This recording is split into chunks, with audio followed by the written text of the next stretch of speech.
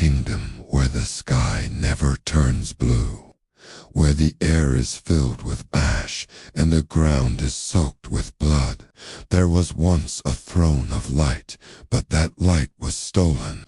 The world collapsed into fire and darkness, and from the ruins a legend was born. They called him the Ash King. His crown was forged in hellfire.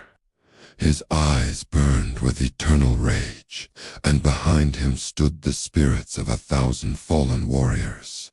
No army could stand against him. No castle could survive his wrath, and no human dared to speak his name. But in the shadows of the ruined city, 3 warriors rose. The first was known as the Spear of Ruin, a silent killer trained to strike without mercy. The second was the Flame Commander, a warrior who carried the fire of war and the courage of a dying world.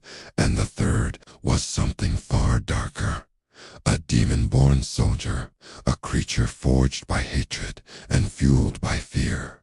They were not heroes. They were not saviors. They were the last remaining blades of a broken kingdom. As the Ash King returned, the ground trembled, the skies turned red, the flames grew higher, and the city screamed once again. The 3 warriors stepped forward, walking across bones and shattered steel. The Spear of Ruin raised his weapon and whispered, "I am the Spear of Ruin." The Flame Commander stood beside him and declared, "I command the flames of war." And the demon warrior, with eyes glowing like blood, said, "Fear is my weapon." The Ash King watched them from above. His laughter echoed across the burning towers. He did not see warriors. He saw insects.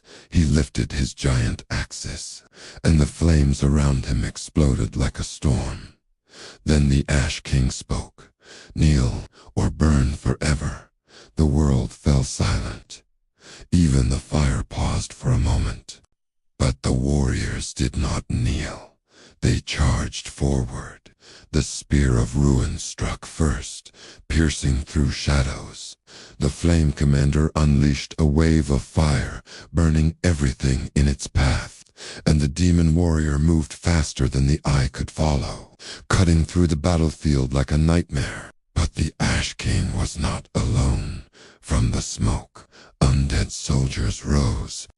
Their armor was broken, their eyes were empty, and their swords were hungry. The battle became chaos, fire, ash, screams. The kingdom was dying again. The warriors fought with everything they had. They were wounded, they were exhausted, but they refused to fall because they knew one truth: if they lose, darkness will rule forever. The Flame Commander looked at the ruined city behind him, and for a moment he remembered what the world used to be. A world with children, a world with light. He tightened his grip on his weapon, and he made a vow: "Even if I burn, I will take you with me."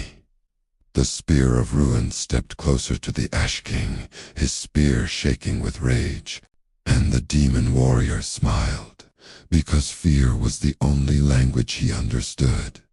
The Ash King raised his crown higher. The air grew heavier, the flames turned black, and the final battle began. A storm of fire consumed the battlefield.